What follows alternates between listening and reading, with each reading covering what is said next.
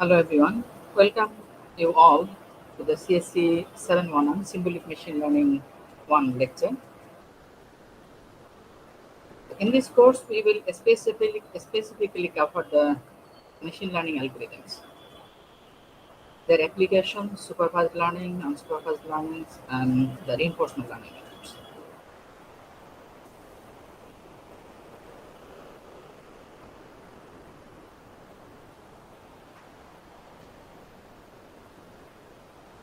So I know some of you already know the machine learning, but here in this course, we will cover a variety of vast domains, specifically machine learning algorithms.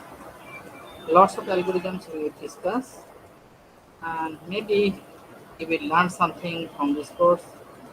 And if you know already machine learning, then the reinforcement learning will be your addition in this course. Uh, so let me introduce this course first, that is the symbolic machine learning. At first, I will discuss about the machine learning, and then I will discuss about the symbolic machine learning.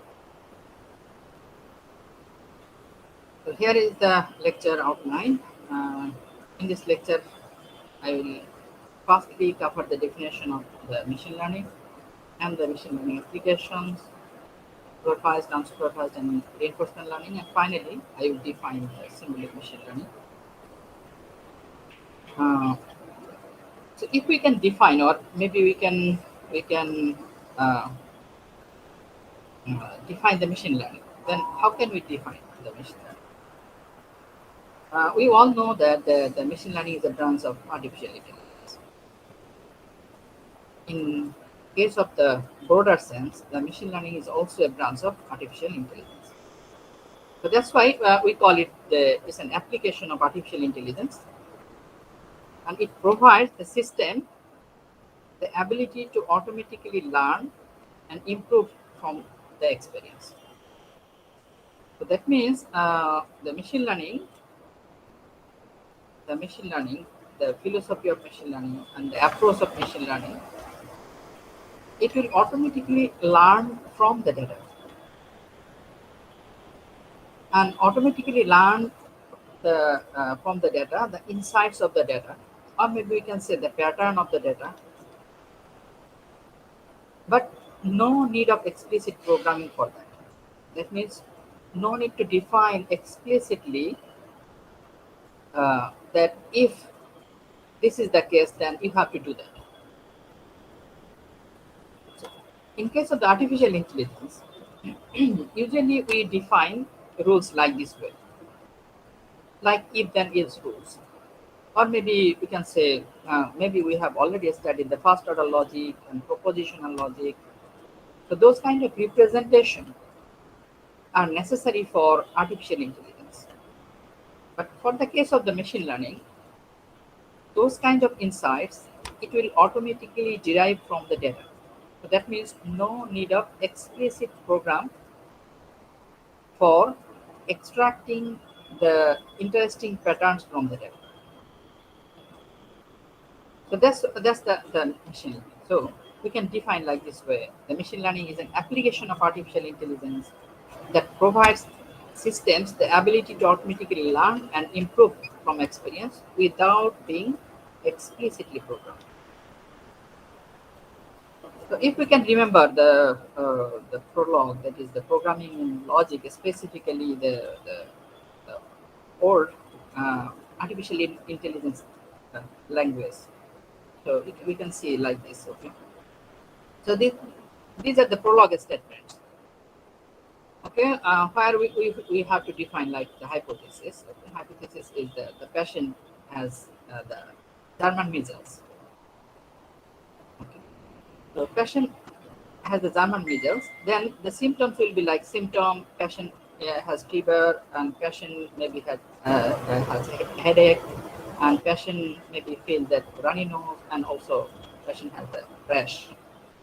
So if these symptoms mapped, then we can say this patient suffering from German measles. So these are the statements.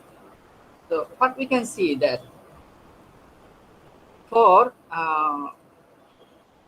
detecting or for recognizing the specific disease, German measles, the system needs to map each and every case, fever, headache, runny nose, rash. After that, then hypothesis, it says that the patient has the German measles. Same thing for the maybe flu. So uh, we need to map the symptom, like maybe the patient has fever, patient has headache, patient body ache, and also chills. If these are the symptoms, then we can say the patient maybe the flu. Okay. Another hypothesis may be the common cold, another hypothesis for mumps, another hypothesis for chickenpox. So that means each and every disease we have to code separately. This is called the specific or implicit coding. So specifically, this is the prolog syntax in AI domain. Previously, we code like this way, okay, using the programming in logic. The language is called prolog. So we need to define each and every disease with their symptoms, specific, and maybe you can say explicitly. So that's why in definition, we can say that in case of the machine learning, no need of explicit programming for it. That is, no need of explicit programming to define that if the symptoms are like this, then you maybe have the flu or maybe common cold or maybe mumps. So what machine learning do? It will try to learn these rules from the data, and that is automatically it will learn, but it will try to find out the insights from the data. Okay, that's the beauty of machine learning. Okay, that's why we call automatically learn and improve from experience without being explicitly programmed. So is the definition clear to all?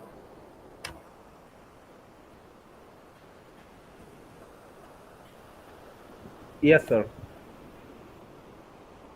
You uh, so now I already mentioned that the machine learning it will automatically learn from the data. So that means whenever you are thinking like, okay, I want to apply machine learning in my research, maybe in my work or in my maybe project, at first you need to think about the data, whether you have the data or not. If you have the data, then you can think about the machine learning. So data is the first element here. So that means if we can say like this, okay. So data here is the raw material uh, to the machine learning algorithms. So here the data you maybe insert into the machine learning algorithms, and the machine learning algorithms then produce some outputs.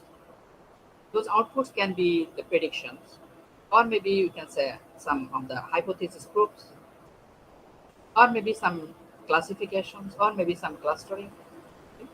So that means the data is the raw material here, and this data we have to pass through the machine learning algorithms. Then it will build the model. Build the model. We call it learning models. It will build the model from the data, and then if we can input some new data, not the previous data, okay, the new data from the learning models, it will then produce the predictions, the classification, the clustering, and then maybe some of the associations, okay, and hypotheses also. So it is we can say that it is the data from it is from data to understand. It is from data to understand. The data, how we will get the data? The data actually the experiences. The data, the experiences. Okay, that means uh, we need to day by day collect the experiences or gather the experiences. from those experiences, the learning algorithms will do some task here. It will perform some task on the data, and after that, it will build the model, and that model will understand the insight of the data. So that's why we can say that the machine learning, it is from the data to understand. Then here is one thing actually we need to know. Uh, how about the data science and the machine learning? So in case of the data science is majorly discuss about the data cleaning, data pre-processing, uh, feature extraction from the data, so exploratory data analysis, data visualization. Those are the things specifically we learn in data science. But in machine learning, it is specifically focused on the learning algorithms. How we can effectively learn the insight from the data. So that means data preparation and feature extraction, those are not the major terms or major maybe concern of machine learning. The machine learning is about the algorithms. So that's why it's called the learning algorithms. And in this course, we will learn variety of algorithms, machine learning. So that's why it's called from the data to understanding. And the machine learning actually utilized in many domains nowadays. So we will learn about some of the applications of machine learning. So like machine learning can be applied like maybe from the fMRI image. We can scan the thoughts of brains. That is what you are thinking, okay, what you are thinking from the fMRI scan image. The machine learning can predict that what you are thinking. Maybe like probably. Or here is another paper like brain scans. Are you a criminal? That means from your brain scan, they can predict that whether you are criminal or not. Okay, this is one of the famous paper for that. Okay, that means the machine learning it can learn the human thoughts from the fMRI scan. And we know that the stock market prediction. So nowadays, the learning algorithms and machine learning algorithms are heavily used in this domain, stock market prediction. Maybe market price of an stock, maybe opening price or maybe closing price of it. Or maybe you can say that whether it will rise or maybe fall. Or maybe you can predict that it's when we need to sell and when we need to buy an stock. So all these things we can utilize machine learning for that. Like maybe for any stock like Amazon. Okay.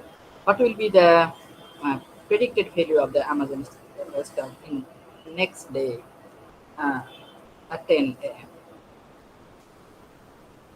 So using machine learning algorithms, we can predict that. And several variables, not only there's just one or two variables, we can utilize hundreds of thousands of variables to predict that. Okay, so that means stock market prediction is one application we might have machine learning. And document classification, or we can say that automatic document classification. So if you input is like maybe one sentence or maybe one paragraph or even the, the, a few pages of documents. What's the major topics here? In this case, what's the major topics? That is, what is this document talking about? it can classify or maybe cluster automatically using the machine learning. So, like maybe we can say the topic modeling, document classification. So, using those methods, this one is document, like maybe the sports document. That means this document is talking about the sports, or maybe the science documents, or maybe news. Okay, so that means we can classify. It will automatically classify. That is, what is this document talking about? And maybe we all know about the spam filtering. That is our email spam filtering. So nowadays the spam filters are very smart. They can automatically classify this email is maybe the spam, and this email may be legitimate or not spam or ham. Okay. That means it will analyze the contents. Sometimes, okay, it is written like, oh, okay, maybe you own the lottery like $1 billion. Okay, so those kind of terms are there in the email. Then it will easy for the machine learning algorithm to classify that those are the spam emails. Not only the contents, but also the behavior. The behavior. That means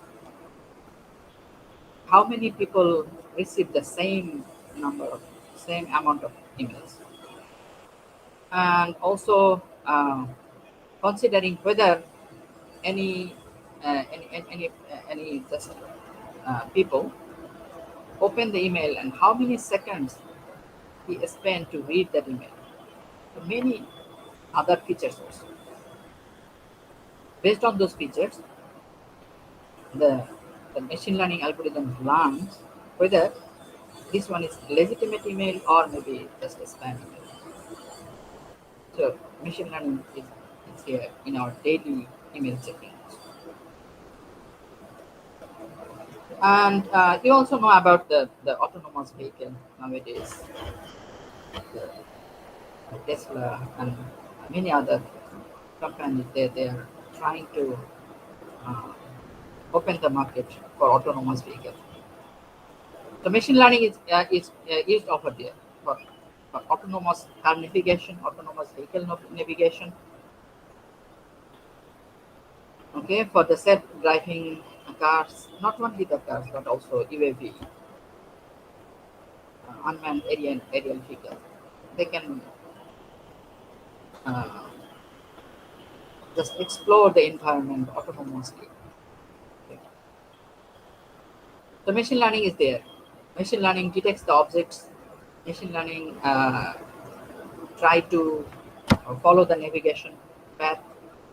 Machine learning automatically stops automatically steering up and also down. Okay, so that means it will learn automatically using sometimes maybe some computer vision technology, and some maybe you can apply the reinforcement for autonomous car navigation, autonomous vehicle navigation, and UAV navigation, for obstacle avoidance, and also uh, uh, many more things over there. The autonomous vehicle should recognize each and every object, like maybe there is a car in front of that car, maybe there is another car behind that car, or maybe some human is over there, uh, some crossing line, the lights, okay, the traffic lights. So all these things, considering all these things and thousands of sensors, so considering all the observations, it should decide what should it do, what should be the correct decision at this moment. Okay, so the car navigation and autonomic car navigation is another application of machine. And also another application here, this is the reinforcement learning domain. So helicopters can learn aerial tricks by watching other helicopters off from the distance fast. Okay, that means this is called the learning from the environment. So the helicopters learn how to fly. It will automatically learn how to fly. Okay. The punishment and rewards, and based on the baby learning philosophy. Uh, in this case, not only the helicopters, but we can apply the same method to other vehicles also. So this domain is called the reinforcement learning domain. Specifically, this is the Andrew Ng of Stanford University professor, and offered many courses in Coursera. Now, maybe you can find the machine learning course in Coursera. Andrew Ng, and also deep learning and neural networks also offered in Coursera by this professor. So this is his work. That is his team, the students, and he guide this research.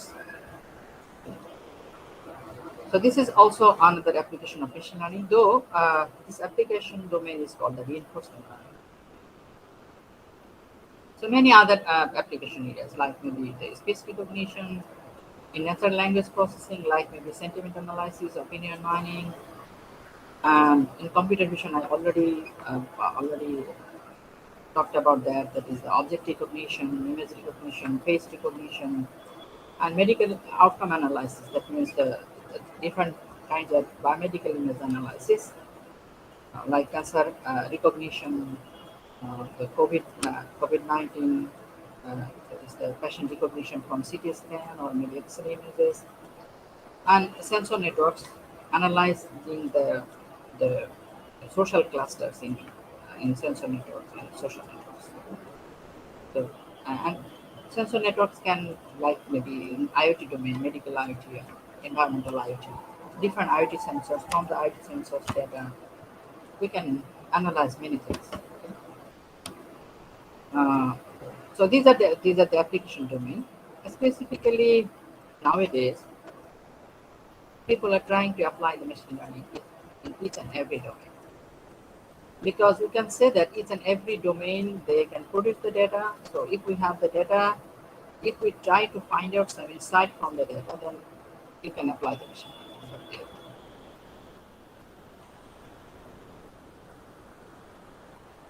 So any question up to this slide?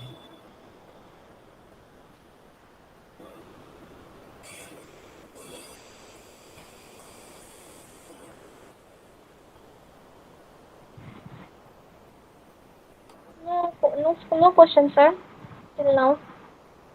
Okay. So,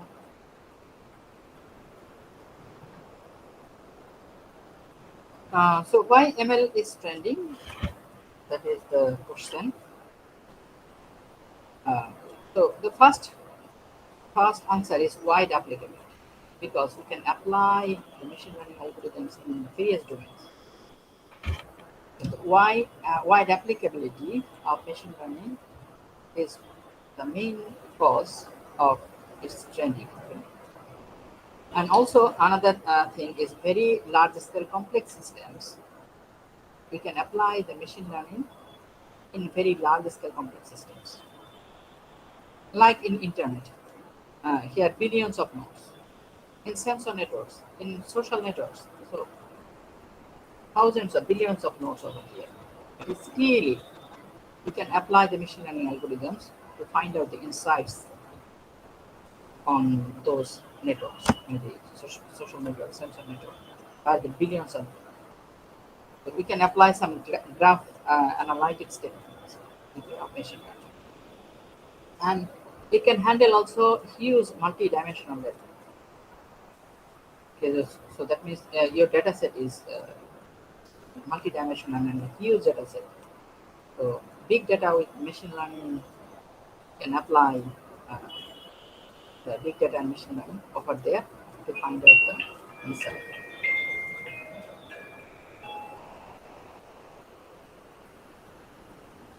So a huge multi-dimensional data set it can handle with, like maybe 30,000 of genes, 10,000 of drugs, 100 species, and many more dimensions. Okay? So that means it's a huge dimension on that. But still, we can apply machine learning on those data to find out the insights from the data. And another is software are too complex to write by hand, specifically for AI related softwares and AI related programs. If we can write like in if then else statements, or maybe whatever I have already shown here in this case, using the prologue symptoms. So it's too complex to write by hand.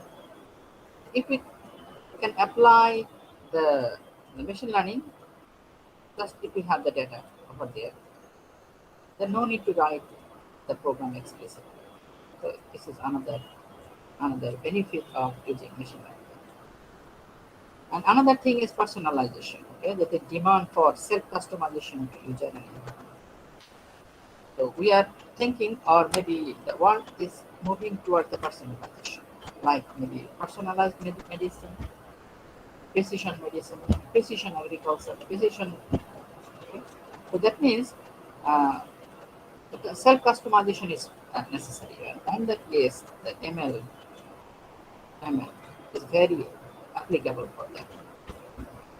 That means maybe for some kind of drugs are only useful for uh, the genome sequence like that.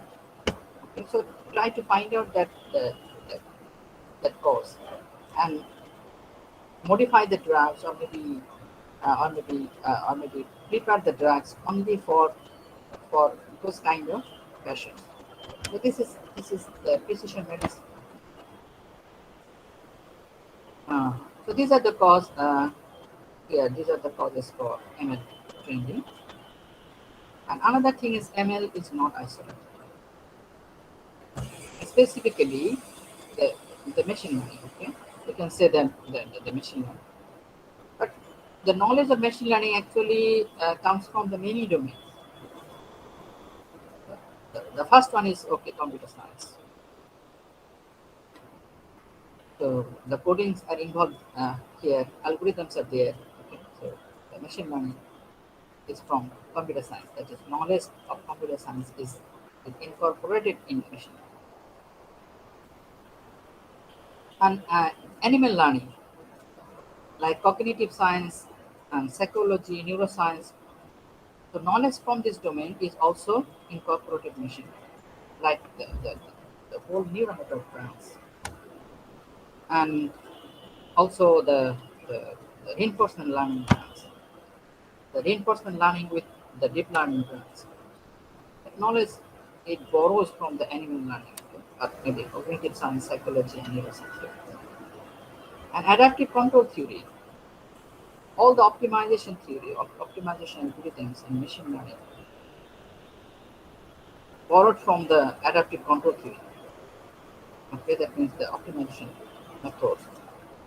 And also from the statistics, okay, knowledge of the statistics, like maybe the probabilistic analysis, uh, some of the Bayesian statistics, naive Bayes theory. So all those are from the statistics, and the evolutionary method. So that means some of the methods of evolutionary algorithms incorporated in machine learning, like the swarm optimization, uh, like genetic algorithms. So those are from evolutionary theory. And economics and organization behavior also. Okay? That is the theories of economics also involved in machine learning. Like maybe we can say that some game theory concept involved in machine learning. So the, those game theory concepts, voting theory concepts are from economics and organizational behavior. So that's why uh, actually machine learning is enriched by the domain knowledge of several other domains. So that's why we call it the machine learning is not isolated.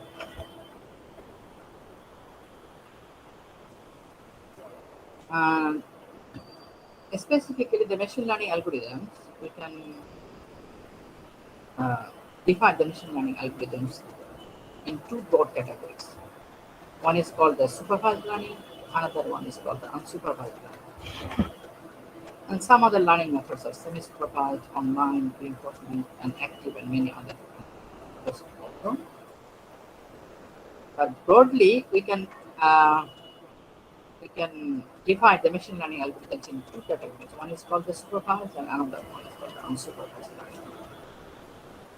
We will discuss more about these, that is the learning methods.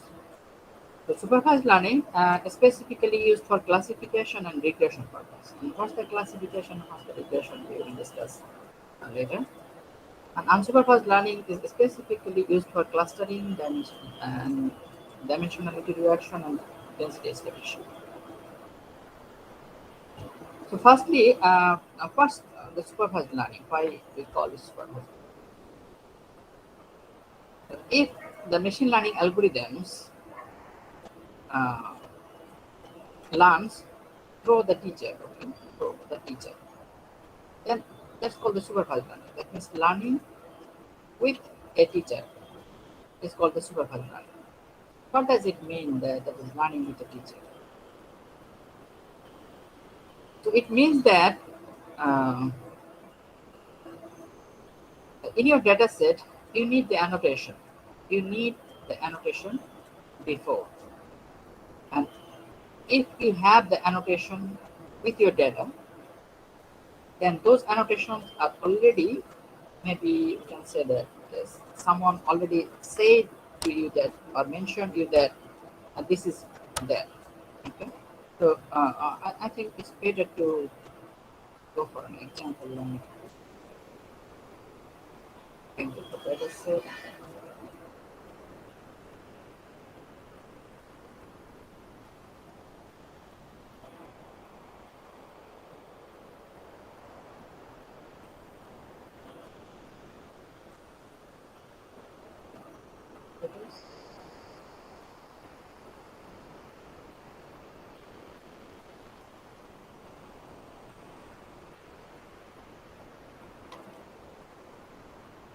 Okay, we can see it like this. Okay, so consider this data set. Okay? This data set here is the credit. Credit is the class levels. So here we can say that the income, age, and merits based on these features. So here is the credit, that means fail and good. So this is the credit class. It defines that maybe uh, the, the ID number 1, income is B, and his or her age is 25, and marital status is like maybe single. Then he failed to pay the credits. And another person like ID number 2, income is income level, we can say A, and age is 40, and here is the marital status is single. On that case, uh, he is good. That means his credit, he can pay the credits within the time. Okay, so that means good. And another person is ID number 3, income level is C, and age is this, marital status is married, and also he also pay the credits timely. Okay. So that means here these are the class. These are the classes. The fail, good, okay, fail, good. So two classes are there. And if these classes are already defined by someone, that means if we already know this one, and we feed the data to the machine learning algorithms with these class levels, then this is called the learning with the teacher. That means these class levels are already given. Already given. The credit class levels are already given. So that's why it's called the supervised learning. That means the class levels are already given. We can say another example like maybe okay, the machine learning algorithms try to learn the animals. Okay, so one picture is given. That picture is given like maybe this picture, and someone just already annotated there. This is the picture of cat. And another picture is given like this is another picture, and someone annotated that this is the picture of dog. And another picture is given like here, picture number 3. It is mentioned that this is the cow. So these are the class levels actually. These are the class levels. Class levels. If we can feed the machine learning algorithm these things to the learning algorithms. That is the image and their levels. That is the animal names. And we feed the learning algorithms using this data with associated annotation. This is called annotation. Annotation. The annotated that is levels. If we feed the learning algorithm these things, then learning algorithm will learn that okay, if the image is like this, then it is cat. If the image is like that, then it is dog. If the image is like that, then it is dog. It is cow, like this. Okay, so this is for learning with the teacher. The teacher already mentioned the class levels. The teacher already mentioned the class levels. So this is called the supervised learning. This is called the supervised learning. And how about the unsupervised learning? In case of the unsupervised learning, actually we will not provide the class levels. We will not provide these things. That is, we will not provide the annotation. The unsupervised learning will automatically group the similar items together. So it will automatically group the similar items together. That means maybe we have many images, then it will automatically group the image of cats together and image of dogs together and image of cows together. So that means no levels are provided. So it will automatically group based on the similarity. So this is called the unsupervised learning. That means uh, no teacher provided the levels previously. So if the algorithms learn without the provided levels, then this is called the unsupervised learning. So there are several unsupervised learning approaches in machine learning. We will learn those.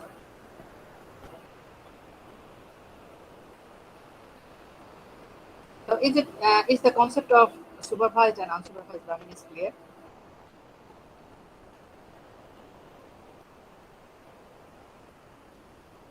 Yes, sir. Yes, sir. Thank you. So now another is called the semi-supervised learning. So semi-supervised learning, in case of the semi-supervised, that means we can combine the supervised and unsupervised learning together. So sometimes we need to do that. Like maybe we can say that from the sentiment analysis, we can say the sentiment analysis. Twitter sentiments. Okay. So we collected the data from Twitter, and maybe that in our collection we have like maybe 1 million tweets. Okay, so we have 1 million tweets, and we want to find out the positive sentiments tweets, negative sentiments tweets, and neutral sentiments tweets. So that means we want to analyze the sentiments of the tweets, whether this comment is positive comments or negative comments or maybe neutral comments. So here, what we can do, at first we need to annotate. That means at first we need to annotate. Someone should annotate that this one is positive, this tweet is negative, this tweet is neutral, but all the 1 million tweets. But This job is cumbersome because the 1 million tweets and leveling those or annotation of each and every tweet is difficult. So what we can do, we can apply some unsupervised learning approach first. So the unsupervised learning will group the similar tweets together, and after that, based on the grouping, we can see that okay, the unsupervised approach groups the similar tweets together. So those tweets, whether these tweets are negative or maybe positive, by analyzing few of the tweets, you can easily annotate that this group of tweets are maybe negative tweets. This group of tweets are positive tweets, and this group of tweets are neutral. So without annotating just only one by one, you can now uh, select the group and assign the labels that this is the positive, level positive, or annotation is positive. This is the negative group, this is neutral group. Okay, now the unsupervised learning already, through the unsupervised learning, we can annotate or we can say preliminary, we can label those data. And after that, we can apply the supervised learning again, because now we have the annotation, and now what we can do, we can apply the supervised learning for for the training purpose, for train the automatic sentiment analysis models. So that will be the semi-supervised learning. That means at first you annotated the label through unsupervised, and then again apply the supervised learning for the uh, training models, for model training. Okay, so this approach is called the semi-supervised learning. So this is not fully supervised, but fully supervised. And another approach of machine learning is called the online learning. So in case of the online learning, sometimes maybe we don't have the data, but data is just the streaming data. Data is coming to the system, but we don't have the repository. So data is coming to the system, and from that is incoming data, you can learn or you can train the algorithms. You can train the machine learning algorithms. So data is just approaching, or maybe data is coming, and from that data you can learn the insight, and maybe you can store, or maybe you can forget that data. So this philosophy of learning is called the online learning. In that case, sometimes maybe we don't have a repository, or maybe at the beginning of the system we don't have the data. So on that case, how can we learn? So online learning mechanism of machine learning can still learn from the data. The data is coming, and you learn the data, or you can keep it on the repository, or maybe you can forget it. Okay, so this kind of learning philosophy is called online. And another branch of machine learning is specifically called the reinforcement learning. So reinforcement learning is, we call it also the baby learning philosophy.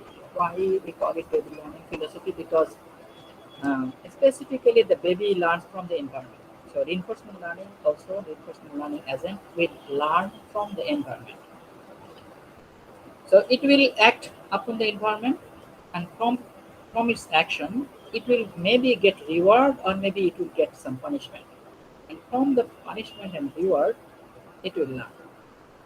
So this kind of learning philosophy is called reinforcement learning philosophy. That means, if reinforcement learning will get the reward, it will try to do that action again and again, like the baby. Okay, uh,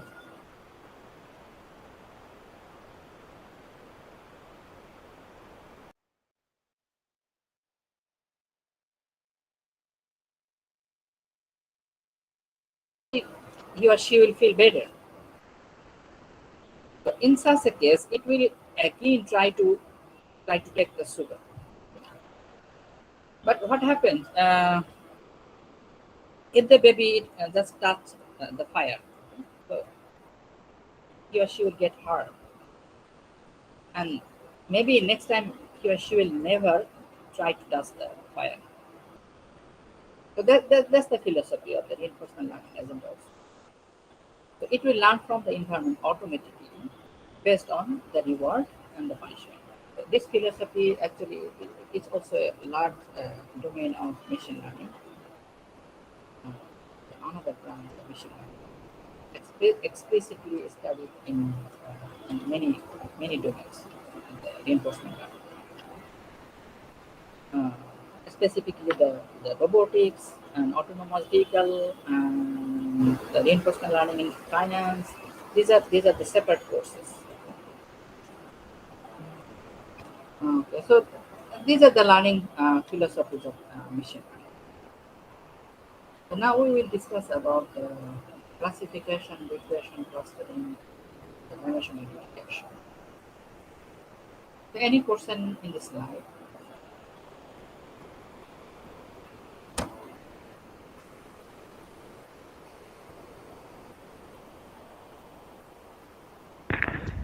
No, sir. Okay, thank you. So we already discussed about the supervised learning example. Here is another example. In case of the document classification, so what will be the input or maybe feature? So in our case, we already maybe for this example, we can say that the income, age, and the marital status, these are the features. And credit or class, this is the class levels. Okay? And um, and also I also already mentioned another example like maybe so here is an image just only image. This image is the image of cat. So this is the level. Okay, this is the level. Here is the level. This is the level. So cat, dog, and cow. So these are the levels. For the case of the document classification, so words in a document. So these are the words in a document. So this will be the feature space X. So this is the feature space, and the labels are maybe this document is sports, another document is news, another document is science. So many documents. If someone can level those documents, then we can apply the supervised learning method for document classification. Similar to here, this is the image of cat, this is the image of dog, this is the image of cow. So someone already leveled for me, then I can apply the supervised learning. Specifically, this image, the image of cat, image of dog, image of cow. So we can use like the pixel values as a feature. Or sometimes we can extract the feature from those values also. That is called the feature extraction. Like maybe how many red colors are there, how many blue colors are there, or maybe the uh, standard deviation of red picture, the standard deviation of blue pictures. So these are the features. Okay? So these are the features. That means they are for this image we can extract many features, and for that image we can extract features. And based on the features we can classify the cat, dog, and cow. Similarly, here in this case, the words in a document, we can extract many features here. Extract the features. Maybe in this is the problem of natural language processing. So in this case, we can apply maybe like bag of words concepts, or TF ITF vectors. Okay, so maybe you will learn those things in natural language processing. So those are the features. From those features, we can determine the features of each and every document, and the levels are there. And if we have these levels and these features, then we can apply the supervised learning for document classification. Another case here, market information after termination. So here in this case, in our data set, we can say that maybe January uh, 01 at time 10 a.m. The opening price uh, of any maybe a stock like maybe Amazon. The opening price of Amazon is like maybe $2,000. So that means, and again, on January 01 at 11 a.m., the price may be the $2,010 like this. Okay. So in case of the stock market, so what we need to know the time and also the opening or maybe closing price. At least we need to know this. So here, these are the levels, like maybe the share price to the levels, and these are the features in this case. Specifically, this one, if we have just only these features, this one is called the time series analysis. In this case, we can apply the supervised learning again. The supervised learning algorithm, because the levels are given. Okay, these are the levels. So these are the levels. The levels are given. We know the levels. Then we can apply the supervised learning. Specifically, this one is for regression problem.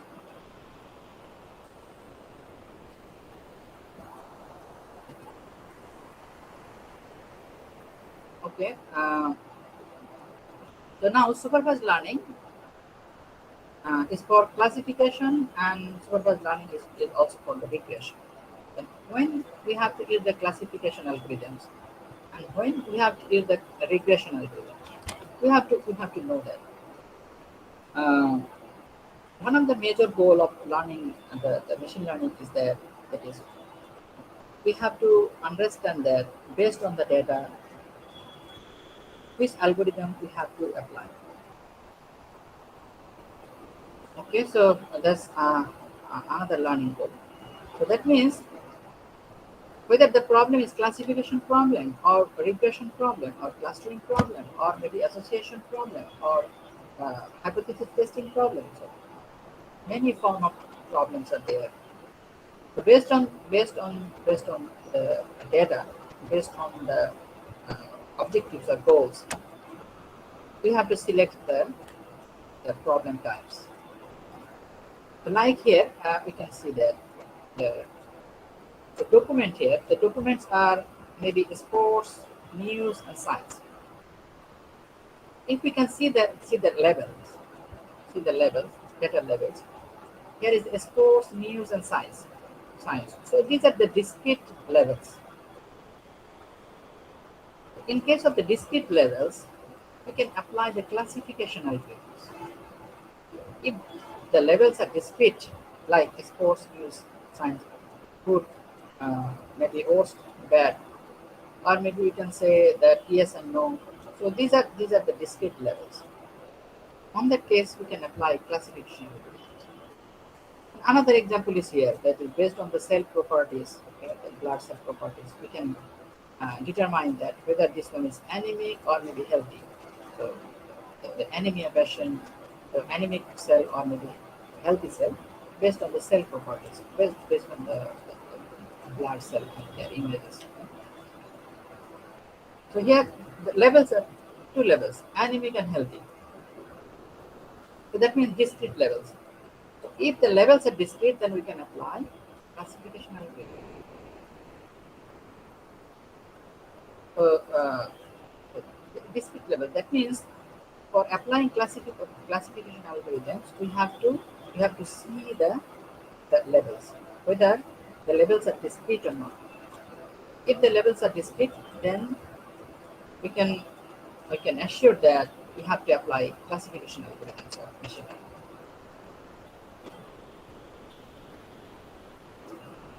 Now we can see here that is the market information up to time.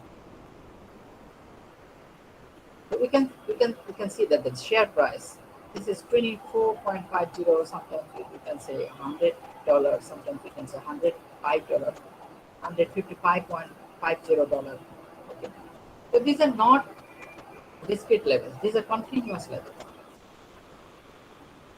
So if the levels are continuous, then we can apply the regression algorithm to predict maybe the share price.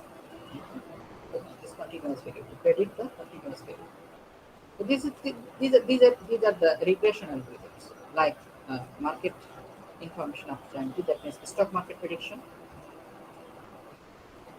And here is the gene and drag, so it has the expression level. So expression level 0.01. Okay, from the microarray data of gene expression, we will get the level 0.01, 0.02, 0.03, 0.001, 0.11. So those levels. So that means those levels are continuous levels. To predict those levels, we have to apply the regression method. So we can see that in these examples, the data levels are continuous levels. So for continuous levels, we have to apply the regression algorithms. In supervised learning, we have two types of algorithms. One is classification algorithm, and another one is regression algorithm. So for the case of the discrete levels, we have to apply the classification algorithm, and for the case of the continuous levels, we have to apply the regression. Is it clear to all?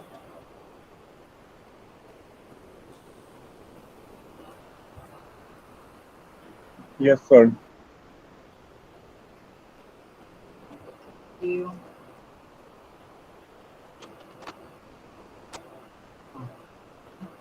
So here is an example, like maybe supervised learning problem.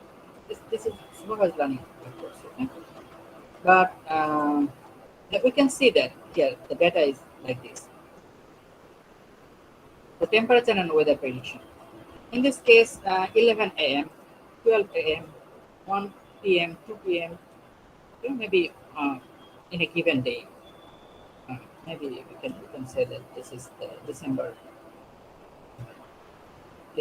20. Okay. In this day, the data is this: that at 11 a.m., the temperature is 39 degree Fahrenheit.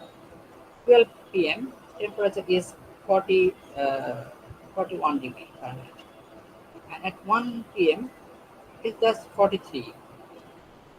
Okay, so that means these are the temperature: 40, 44, 43, 45. Okay, at 11 a.m., 12 p.m., and 1 a.m. to 2 p.m. So these are the just one time and corresponding temperature. And another thing here is the weather. Okay, this is the weather. Weather pattern is this is the sunny, and this is sunny, this is sunny, this is sunny, and these are the cloudy, okay? Cloudy, cloudy, cloudy, cloudy. Now we have this data set. Okay, we have this data set. So now we want to apply the supervised learning algorithms here to predict the temperature and the weather. Predict the temperature and the weather. So what kind of algorithm is necessary for temperature prediction? And what kind of algorithm is necessary for weather prediction? Can anyone tell me what kind of algorithm is necessary for temperature prediction? Classification for weather prediction and regression for temperature. Exactly. Okay, thank you. Specifically the temperature, here we can say the temperature continuous values. 39, 41, 42, 44, 42, like this. So for the temperature, we have to apply the regression algorithms.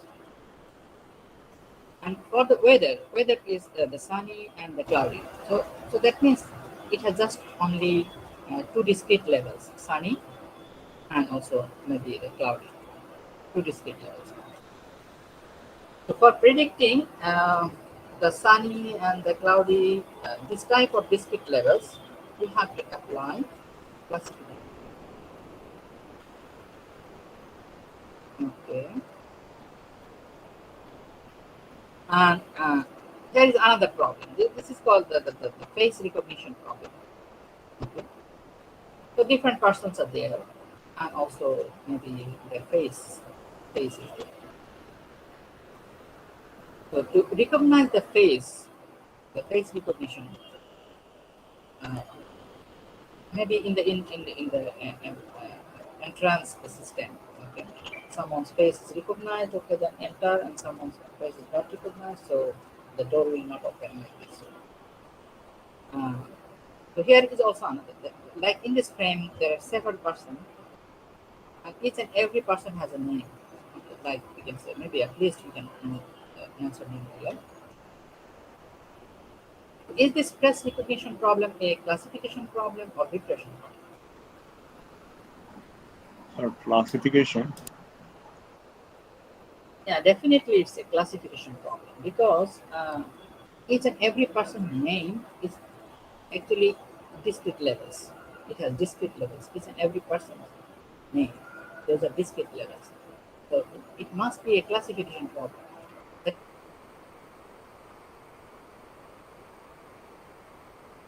means face recognition problem for face recognition.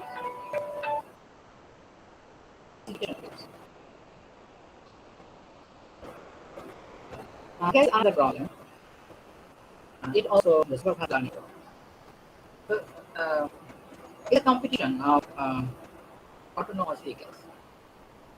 So there is a finish line and there is a track and there are several obstacles, and autonomous vehicles should trace the running track and then avoid the obstacles and finally maybe reach at the finish line fast. Okay? So this is the competition here.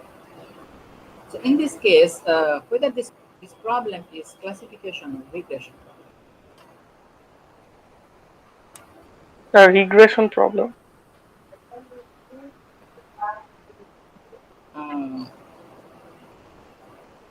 Why regression problem? Sir, obstacles. To me, obstacles are like in continuous. Uh, Obstacles are continuous, and so this is a regression problem Okay, here, because here obstacle can be different many types. okay. Okay, then let me explain here. So the obstacles, maybe there are several obstacles. Maybe some hilly region over there, some human is over there, maybe one of the bar is over there.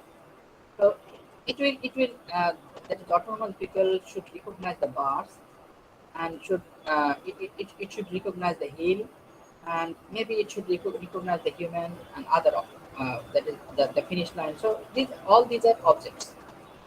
Okay, so this is the gate or finishing gate. Okay, so it should recognize this. So this is object. All these objects has different names, different levels. So those are discrete levels. So that means the obstacle recognition or object recognition is a classification problem. Okay. Then another thing here is this that it is you can model some other problems like maybe the GPS location. The GPS location. That is, it should track the GPS location and also trace the maybe you can say a path. Okay? So the GPS locations we can say that those are those are continuous values, not the discrete values. So in that case, we can say that it can be the regression problem.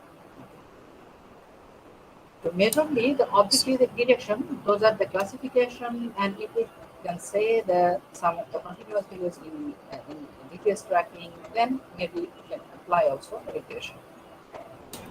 So, In sir, this if competition, both regression and classification can be applied. So, sir, I have a question. So, Yes, is it please. like whenever we are predicting a level, if the level is numerical, in that case, that's a regression, and if that level is, let's say, category, in that case, it's classification. It's quite simple like that, isn't it? Uh, Actually, we cannot say like this directly because in machine learning, specifically if we can say discrete levels means like yes and no. Yes is no. So these are the discrete levels. Specifically, this yes is also represented by 1 and no is represented by 0. So though these are the numeric values, okay? And okay, say another problem like sentiment analysis is positive,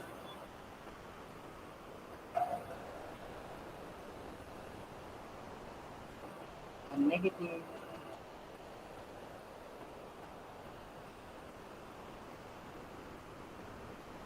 and neutral.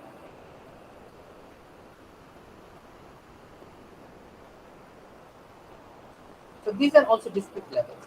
But when we implement machine learning algorithms, we also write the positive like 1, this is 2, the levels are like this. Okay.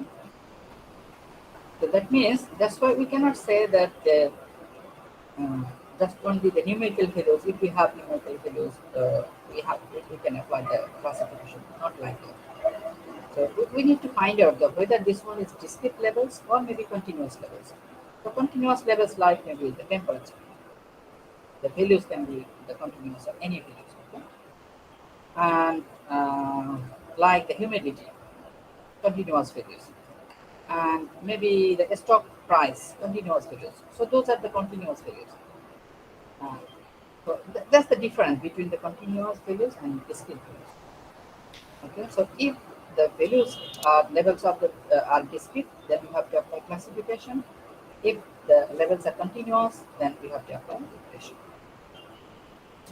Okay, sir. Thank you.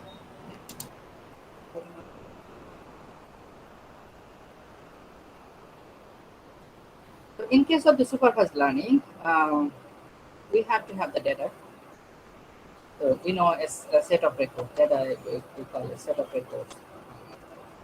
Examples in instances of process. Usually we can say that we have k attributes, and that means k number of features. We have k attributes, and one feature is A1, another feature is A2, another feature is AK. And we have a class levels. So in this example, so actually the ID, this ID, it has no, let's say, no implication, no influence on this the credit classes. That's why you can drop the ID. The column ID is not necessary. So the income, age, and marriage, maybe these are the features. So we can say that A1 is income, A2 is age, A3 is marriage. In this case, A1 is income, A2 is age, and A of K, that means A of 3 is marriage, and a class level. So the class levels is last one. This is the credit class. So this is the class levels. In supervised learning, in our data set, we have to have the features and class levels. And what's the goal? The goal is to learn the classification and regression model. So that means using the machine learning algorithm, it will try to learn the model. So to learn a classification and regression model from the data that can be used to predict the classes or values of new cases or maybe instances. So the goal is to goal of the classification and regression model is to predict the class or maybe value.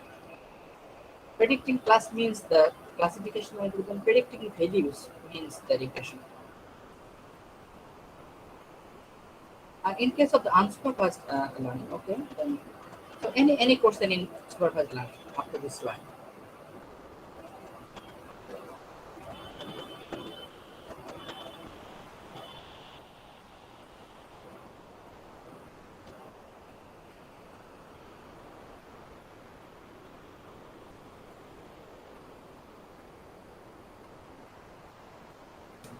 No, sir. No, sir. We do not have any question on this.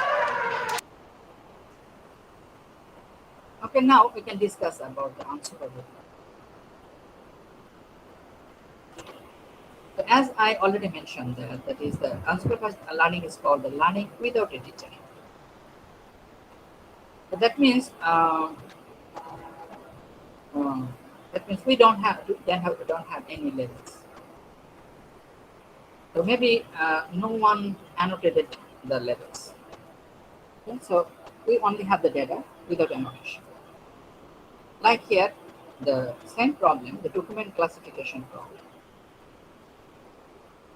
In document classification problem, previously we assumed that someone already labeled for me. Means this document is sport, this document is news, this document is science. Someone already labeled the data for me. But if I cannot find anyone to label, or maybe just only we have the documents, then still I can apply the unsupervised learning methods. So in this case, we only have the document. From the documents, we can extract the features, like maybe here the extracted feature is word distribution, or maybe the probability of the word TF-ITF, or maybe you can say bag of words, or we can apply some transformer uh, like maybe bar. Okay? So in this case, what we have just only the data, and we have to learn this model f of x. We have to learn f of. So this is unsupervised learning setting. So there is no class levels. Uh, so here another unsupervised learning is here the population density. Based on the density, you can say that we can group the same kind of population with same color. Okay, so this is the unsupervised approach. So in case of the unsupervised approach, we need to measure the similarity, specifically the similarity, and based on the similarity, we need to group them together. Like here, we can say that this is an image processing example. So this is one image, another image, another image. So there are several images. But these images has some similar properties, and these images has some another type of properties. So these images will group together, and these images will group together. So based on the similarity, specifically based on some similarity function, we will learn about the similarity unsupervised learning algorithm. Based on the similarity, how can we measure the similarity? Using some several similarity measurement function we have. Like maybe we can compute the cosine similarity. We can compute the Hamming distance. We can compute the Manhattan distance. We can compute the Mahalanobis distance. We can compute the absolute distance. So many similarity functions are there. So based on the similarity functions, we will group the similar objects together. Like here, these objects or these images will group together, and we can easily see this, see that all these are actually the image of clouds. So these are the clouds. The similar items are here also. In this case, we can see that maybe based on the similarity, we will find the similar items, and based on the similarity, we can say these are the water.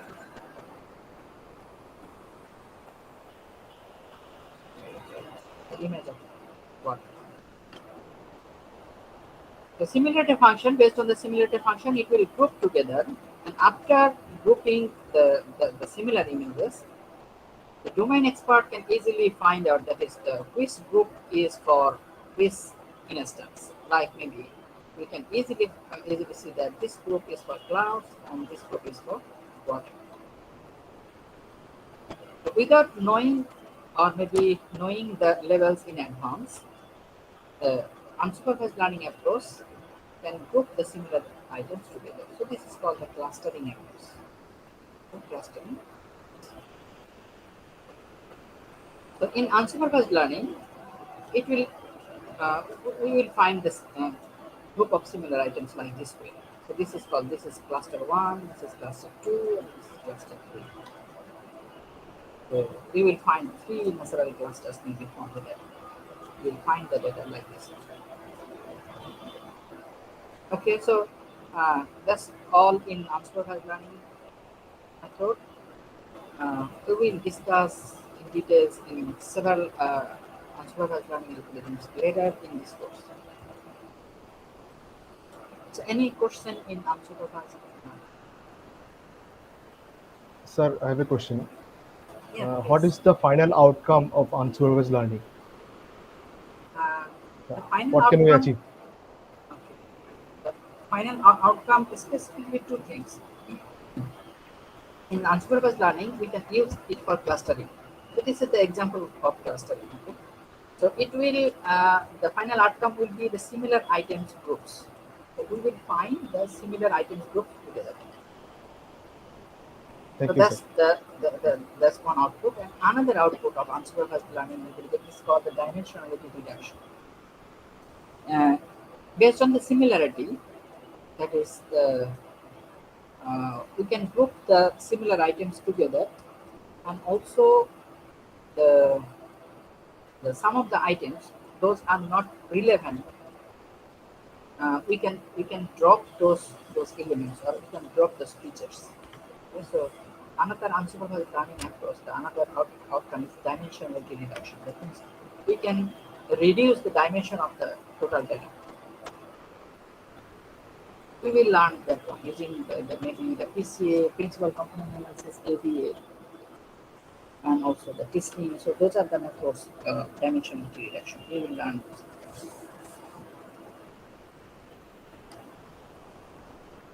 Is it okay? Yes, sir.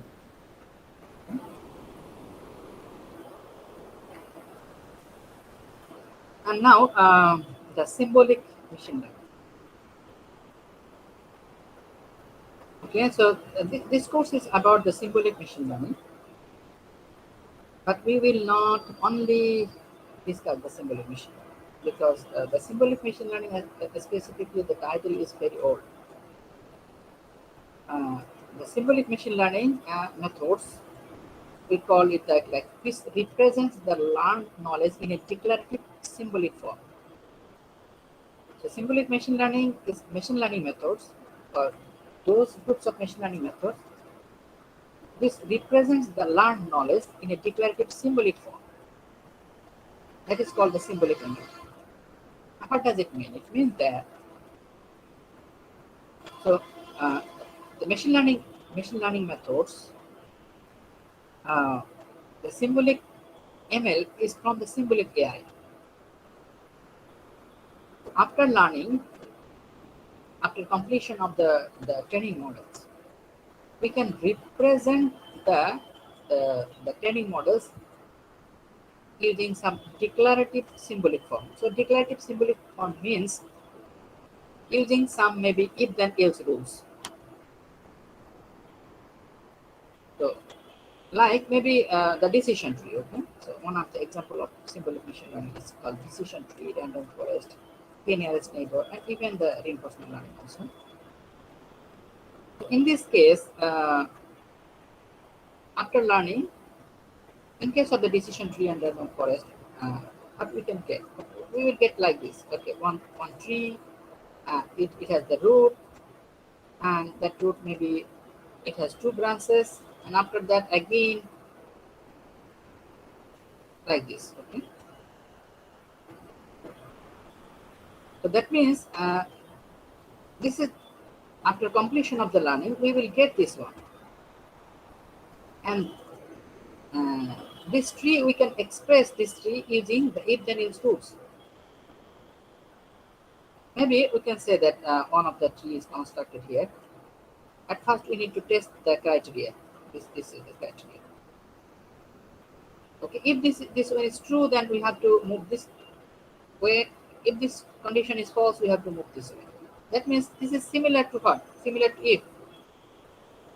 If this condition is false, then we will execute this statement. Else, we have to execute another statement. Okay. So that means, okay, if this is true, then else we have to test this one. And again, in else, we can again check another statement, like in else if. Okay, and again condition checking. If this one is true, then this will execute, and otherwise, again else, we have to execute another. So here, this one, if this one is true, then maybe we can go in this direction. If it's false, then we have to go in this direction. That means the machine learning, it will automatically learn from the data. This is true. But after learning, we can represent that is the learned knowledge in some declarative form, using like this, in some declarative forms. Okay. So that's why this kind of learning method is called symbolic machine learning. Here, symbolic means the declarative symbolic form. Okay, the ML methods which represent the learned knowledge more numerically oriented statistical or maybe neural network form is called non-symbolic ML. So that means after learning, if we cannot represent those the knowledge in some declarative form, maybe we can represent the knowledge in statistical or maybe numerically oriented or maybe neural network form, then those kind of learning algorithms are called non-symbolic ML.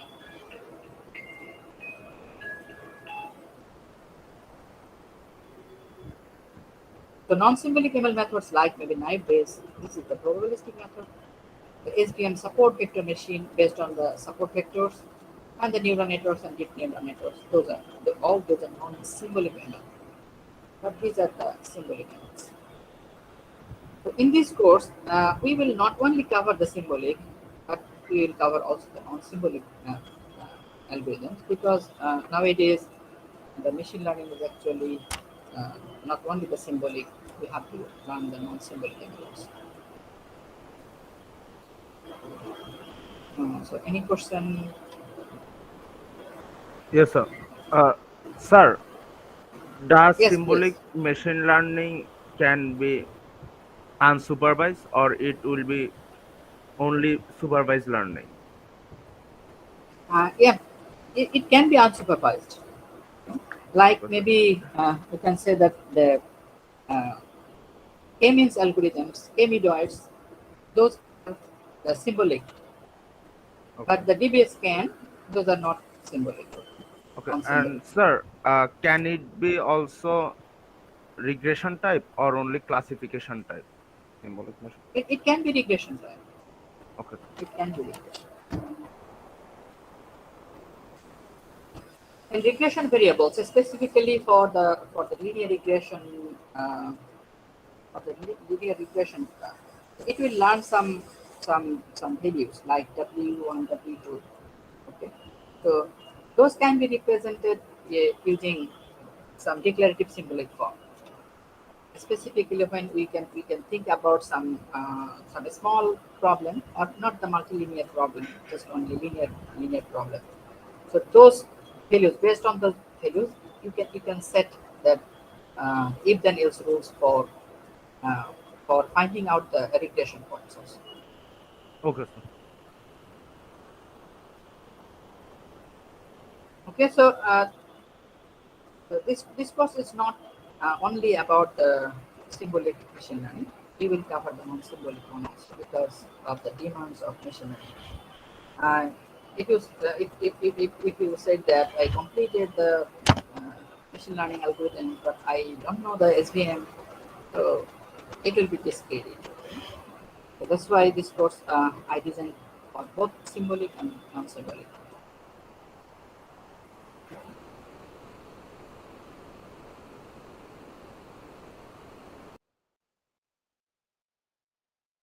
Learning. So top-down induction-based learning is decision tree learning. We will learn the decision tree. Specifically, I will start from the random forest, not the decision tree. But in random forest, we will learn the decision tree. So the top-down induction-based learning is symbolic approach. So there are several approaches of symbolic machine learning approaches, like top-down induction, the decision tree, innocent-based learning, the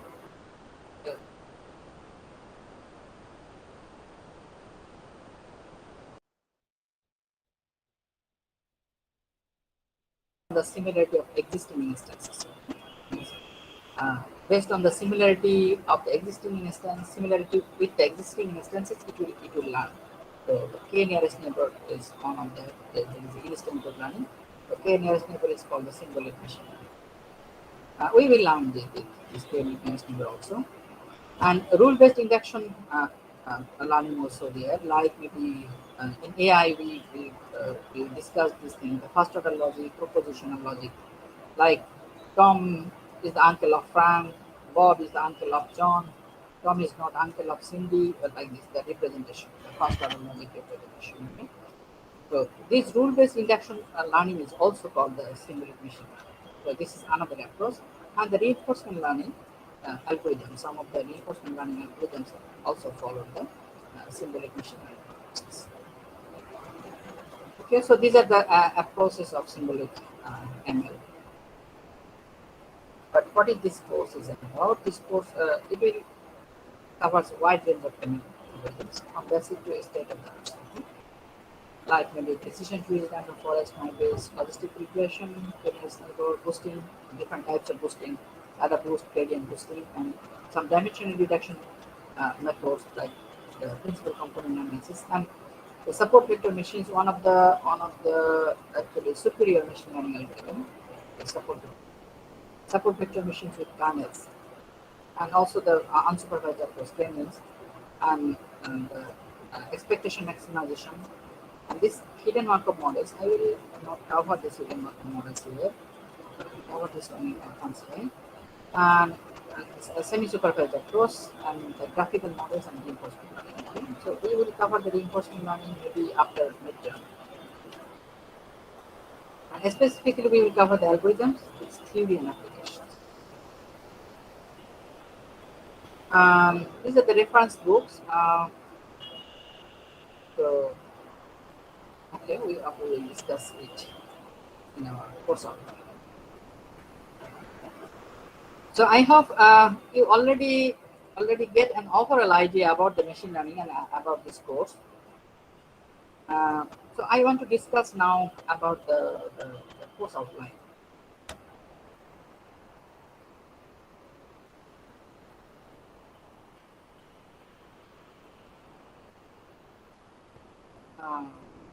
So here, this is the 711 Symbolic Machine Learning 1.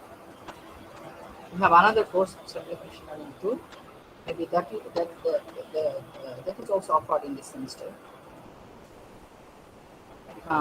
So we have the class on Monday from 6 to 8:40 p.m. This is section 1,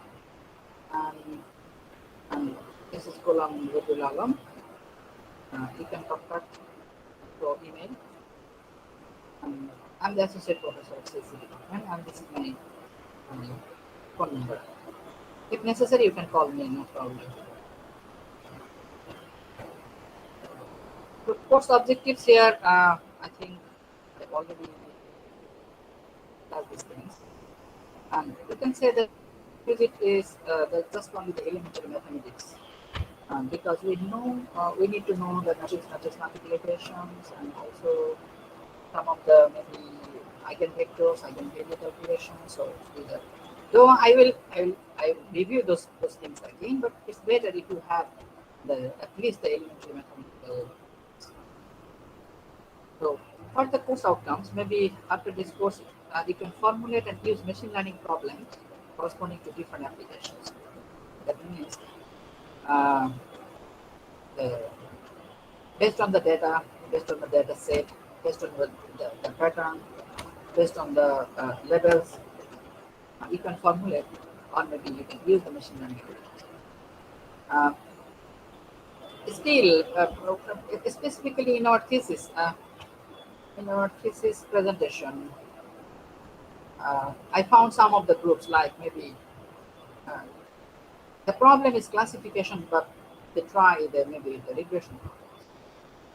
So, I think this is the very basic. That's only the of machine learning lecture. You have to know that where I should apply the classification and where I should apply the regression.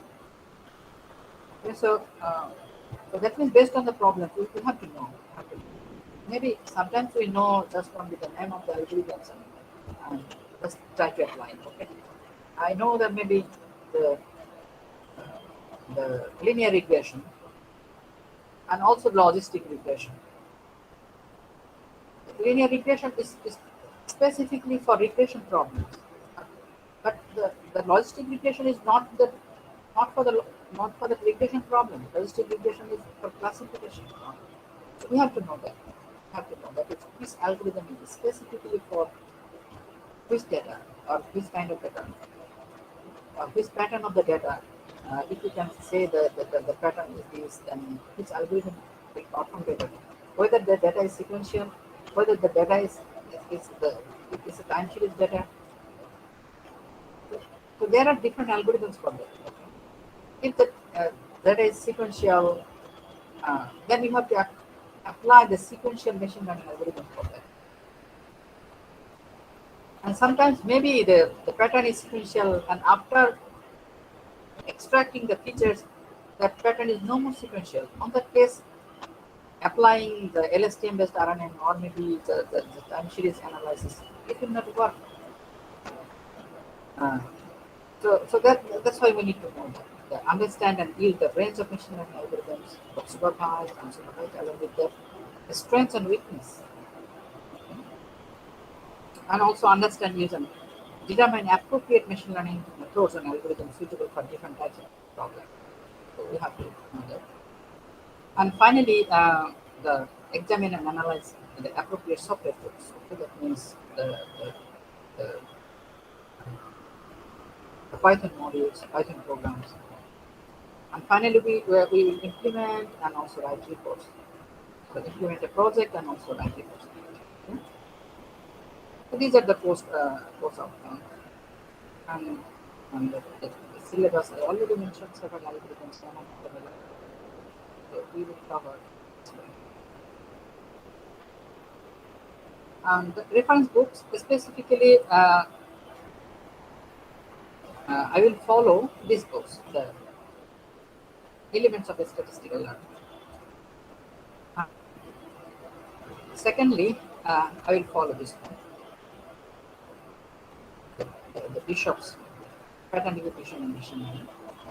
And for your Python coding, you can use this one, the deep learning with machine learning and deep learning with Python, the books of Shivasti. And for the reinforcement learning domain, I will follow this book, the book. This is called the Bible of reinforcement learning.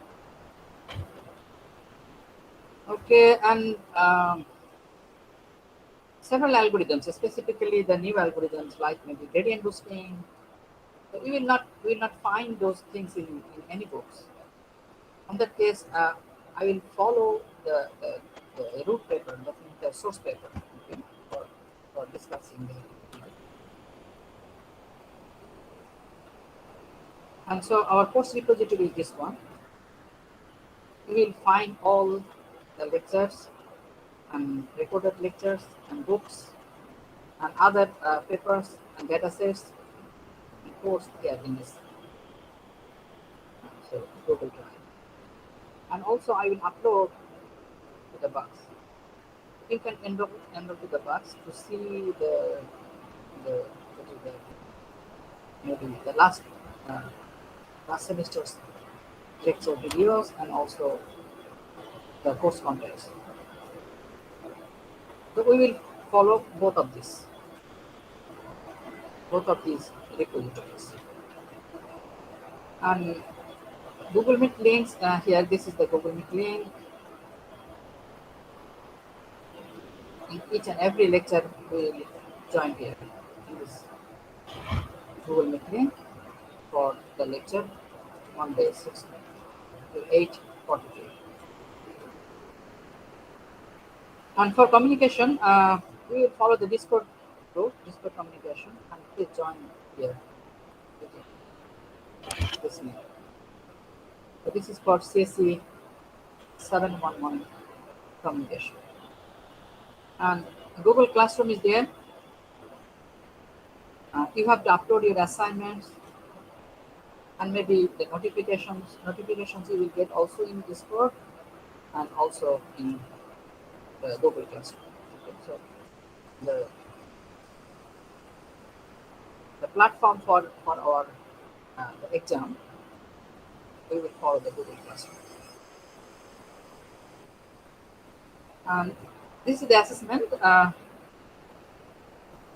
Tentative assessment will be like this. The assignments will carry 20%, quizzes will carry 20%, midterm will carry 20%, and project and paper, maybe instead of final, it will carry 40%.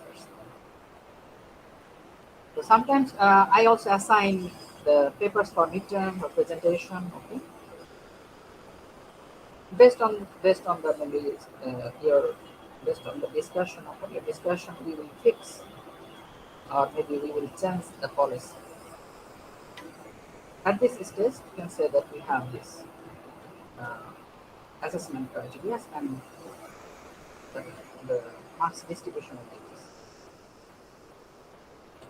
So that's all from my side. If you have any question.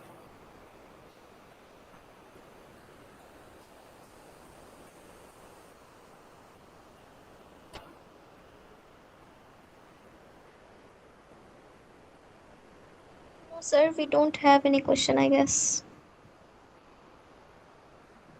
Sir, I have a question. Yeah, please. Sir, if someone's from non-CSE background, will he or she face much difficulty in this course? No, Okay, sir. Thank you. maybe he or she will not face much difficulty in this course because specifically it requires some mathematics as only, and those mathematics we already studied in maybe before undergrad. Okay, sir. But here, I just want to say that please learn any of the programming languages, like maybe Python or maybe Java or R programming. Okay. Specifically, machine learning and data science domain, we need some programming knowledge. So that's why it's better to learn from the beginning of this semester the Python programming. I will suggest the Python because of the machine learning. Many libraries are there, available libraries. So if we can just only can do some coding, then it will go. Okay, sir. Thank you. Thank you so much for this suggestion. Okay, thank you. Sir, anything else suggestion for us so that we can pass properly with a good grade?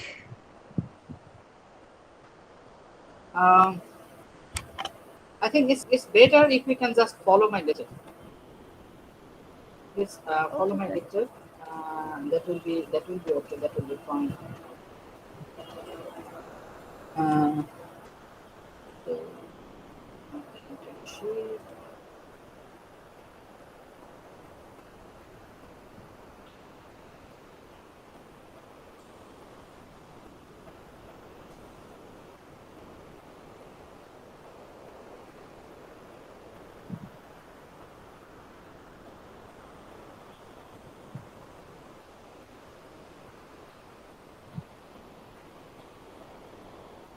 I want to share the Google Classroom code with you so that you can join and download the course outline, and then you will get everything out there.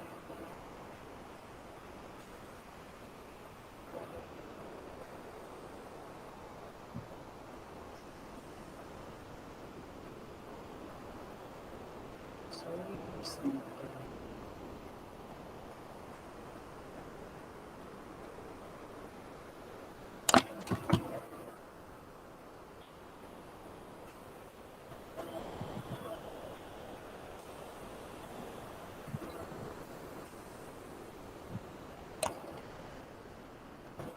So please join to our Google Classroom.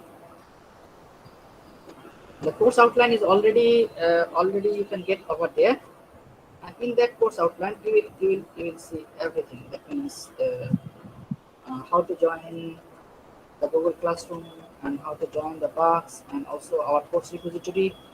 So you will find all the things over there.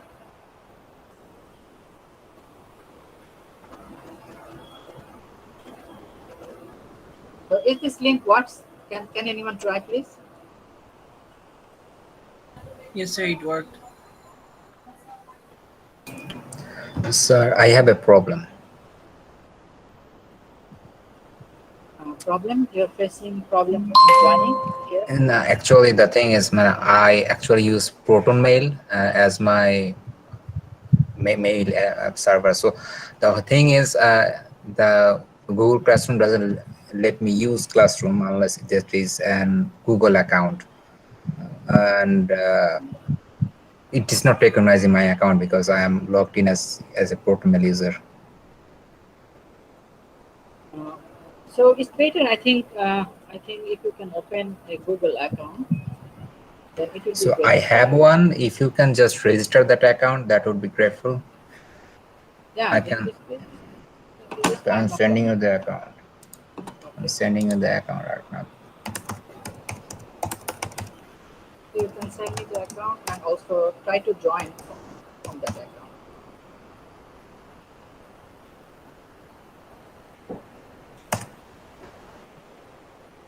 So I have shared my account on chat, actually.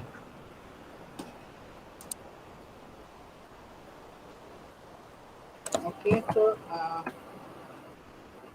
will share maybe the Google Meet link in this account, but please try to join the Google Classroom from this account.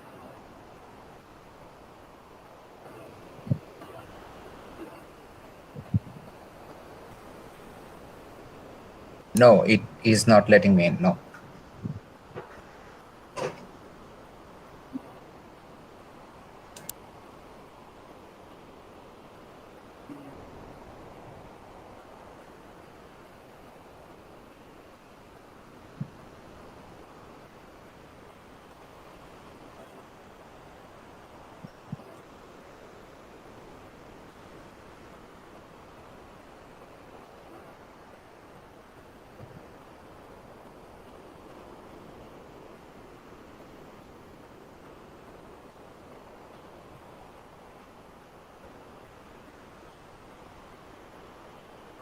Okay, let me find the problem. I think no problem because one that settings like this. First,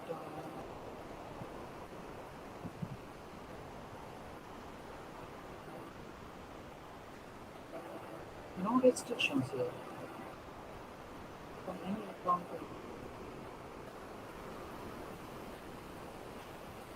If we joined with our BrackQ account that has been provided from the university, then I think we can join directly. My personal email didn't get the access, but when I sent request from my Brack account, then it approved instantly. So others can try this. So where can I get this Brack account? A mail was sent to us, I guess. No, sorry. We made it from the BUX something. The ex BRACU students, they know it better. I'm outside BRACU student. Okay, I don't have that link now.